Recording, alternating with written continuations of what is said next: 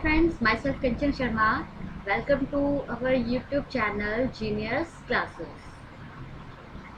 Friends, कल मैंने आपको कंपोजिशन स्कीम के बारे में बताया था और आज मैं आपको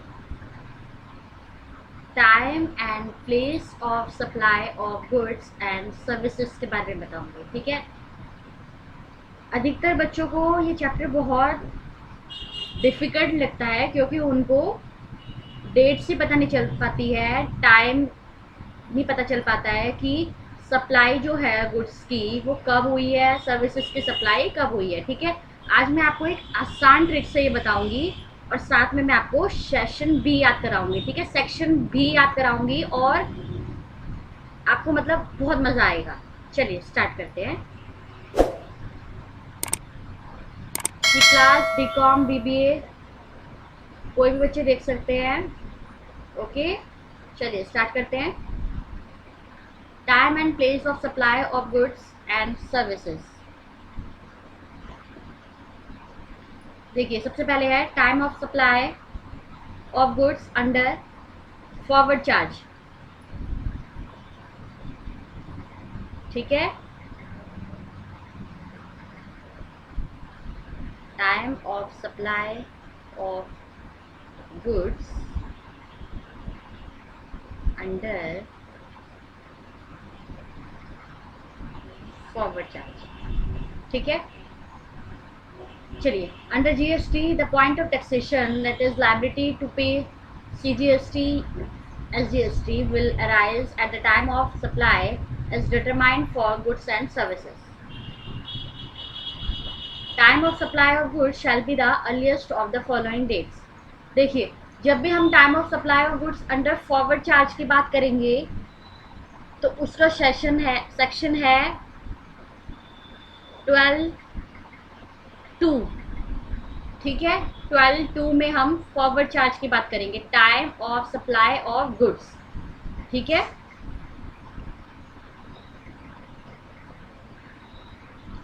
time of supply of goods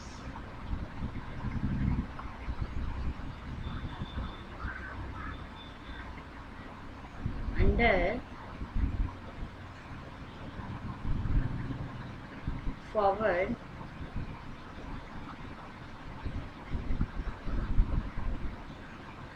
ये सेशन मैं आपको इसलिए लिखा रही हूँ जिससे कि आपको अच्छे से याद हो जाए। ये है 12(2) में। ठीक है, और फिर हम करेंगे बात time of supply of goods under reverse charge. Reverse charge की बात की जाती है 12(3) में। ठीक है,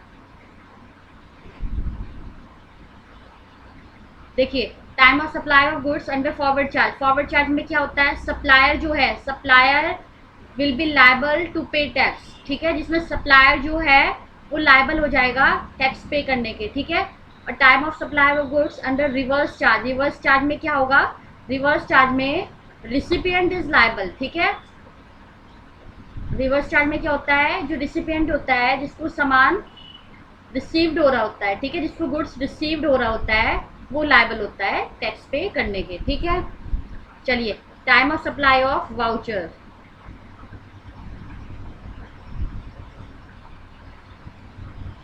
ये आएगा 12(4) में। आप सीरीज देख रहे हैं 2, 3, 4 और लास्ट है time of supply in residual cases.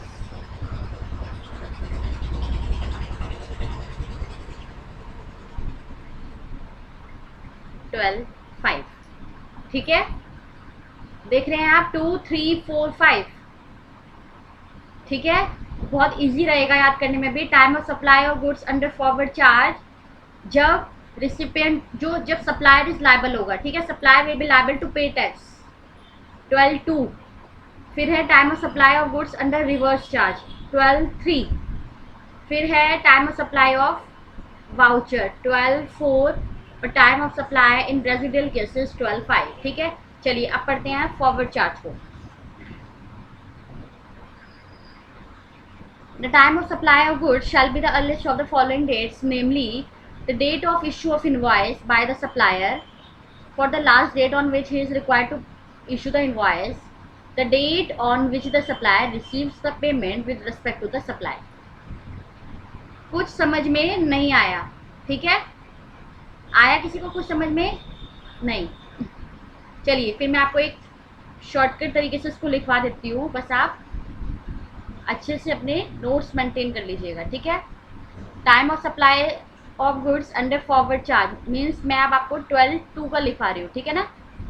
उसमें हमारी टाइम ऑफ सप्लाई क्या होगी, date of invoice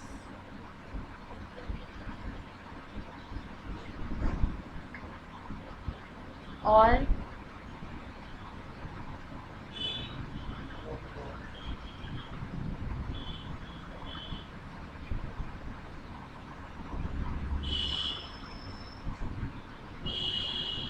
date of payment और date of removal of goods, ठीक है, रिमूवल ऑफ गुड्स, ठीक है। अब ये देखिए 12(2) में date of invoice, date of payment, date of removal of goods whichever is earlier.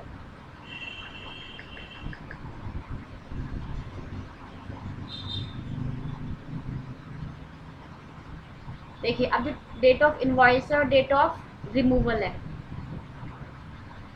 ठीक है, सिर्फ इस पे ध्यान देंगे। मीन्स इसमें डेट ऑफ पेमेंट का वैसे कुछ रोल नहीं है, ठीक है, लेकिन समझाने के लिए डेट ऑफ पेमेंट को भी इंक्लूड किया जाएगा, ठीक है। अब जब भी हम टाइम ऑफ सप्लाई निकालेंगे ना ऑफ गुड्स की अंडर फॉरवर्ड चार्ज, तो हम सिर्फ देखेंगे डेट ऑफ इनवॉइस और date of removal of goods, ठीक है, विच एवर इज अर्लियर। चलिए अब आते हैं, the time of supply of goods where tax is to be paid और reverse charge shall be the earliest of the following date, ठीक है।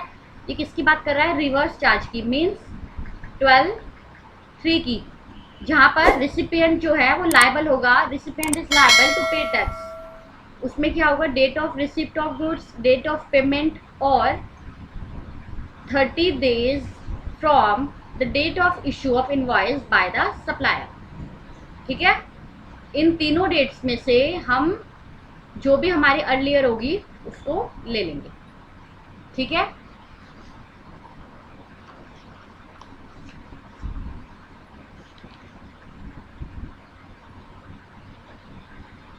और साथ में एक चीज और लिख लीजिए इसके 12(3) के, नोटिफिकेशन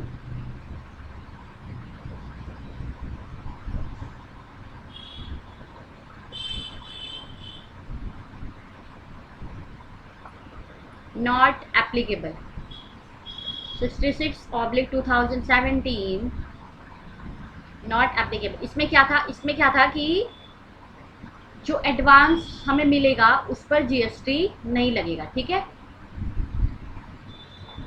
एडवांस पे जीएसटी नहीं है।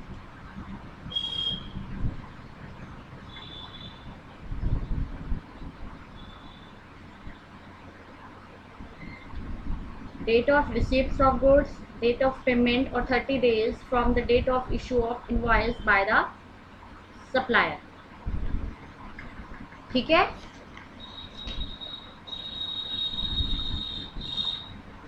ये मैं आपको एक एग्जांपल से क्लियर कर देती हूँ, ठीक है। 12(3) का एग्जांपल करा रही हूँ मैं आपको। 12(3) चलिए, ये सिर्फ आपको समझाने के लिए है, ठीक है, इसलिए सब बहुत अच्छे से ध्यान देंगे। देखिए सपोज कीजिए डेट ऑफ इनवॉइस आपको गिवन है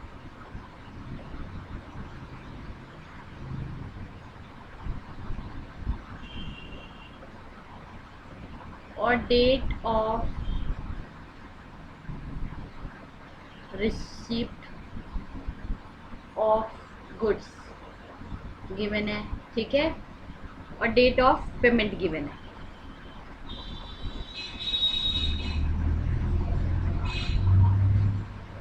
देखिए डेट ऑफ इनवॉइस मान लीजिए आपके पास 1 अक्टूबर 2019 है, और date of receipt of goods है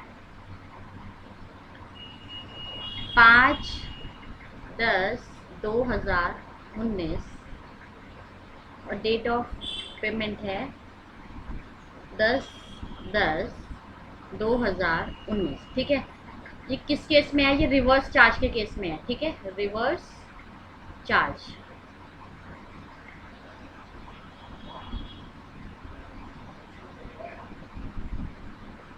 रिवर्स चार्ज के केस में है ये। ठीक है, चलिए देखिए, अब इसमें हमें आपको पता है कौन कौन से उस पर ध्यान देना है।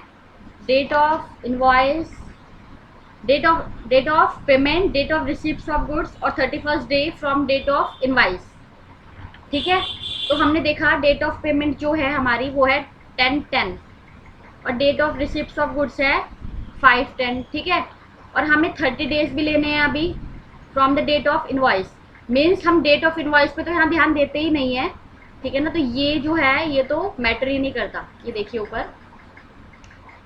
किस पे देते हैं, date of receipt of goods जो कि हमें दिया हुआ है, ये देखिए 5 अक्टूबर।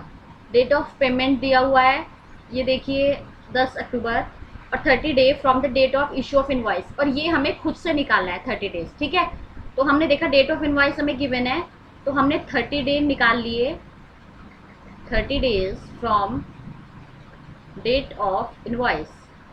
तो 1 अक्टूबर से आप 30 डेज निकालिए,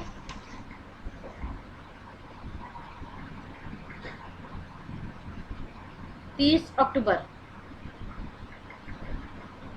30 अक्टूबर। ठीक है, अब आपको पता चल रहा है तीनों में अर्लियर कौन सा है, 30 अक्टूबर, 5 अक्टूबर या 10 अक्टूबर। ठीक है, ये आपको साफ साफ पता चल रहा है कि इन तीनों में अर्लियर कौन सा है,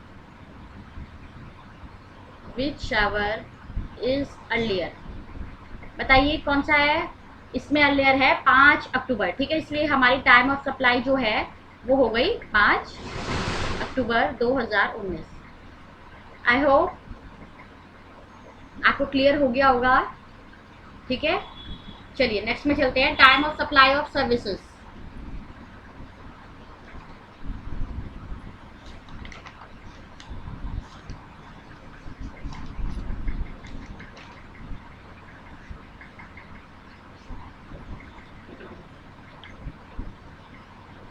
देखिए वाउचर का केस भी समझ लीजिए, वैसे इतना इंपॉर्टेंट नहीं है लेकिन आप फिर भी ये समझ लीजिए। देखिए वाउचर्स क्या होते हैं, time of supply of goods के केस में इन वाउचर्स, वाउचर्स में देखिए क्या होता है कि गुड्स अगर आइडेंटिफेबल होंगे, ठीक है, उनको हम आइडेंटिफाई कर सकते हैं अगर, तो आएगा डेट ऑफ इनवॉइस।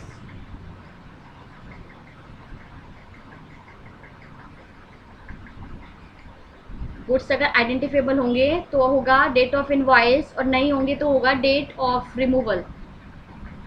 ठीक है, अब ये देखिए date of issue of invoice और the date of redemption of voucher. ठीक है, अगर हमारे गुड्स जो है वो आइडेंटिफेबल होंगे तो डेट हो गई date of issue of voucher. ठीक है, और गुड्स जो है आइडेंटिफेबल नहीं हो पा रहे हैं, मीन्स जो कूपन वगैरह मिला है वो आइडेंटिफाई ये नहीं है ना कि कूपन मिला है, अब उससे हम खाना भी खा सकते हैं, घूम भी सकते हैं। ठीक है, मीन्स आइडेंटिफाई नहीं किया गया है उसको। ठीक है, तो होगा date of redemption of voucher. ठीक है, ये डेट्स हमें क्वेश्चन में गिवन होंगी। ठीक है, चलिए फ्रेंड्स, मैंने time of supply of goods आपको कंप्लीट कर दिया है। ठीक है, और आपको मैं नेक्स्ट पार्ट में time of supply of services करा दूंगी। ठीक है, आई होप आपको अच्छा लगा होगा। अगर क्लास अच्छी लगी हो तो वीडियो को लाइक ज़रूर कर दीजिएगा। Bye bye, take care.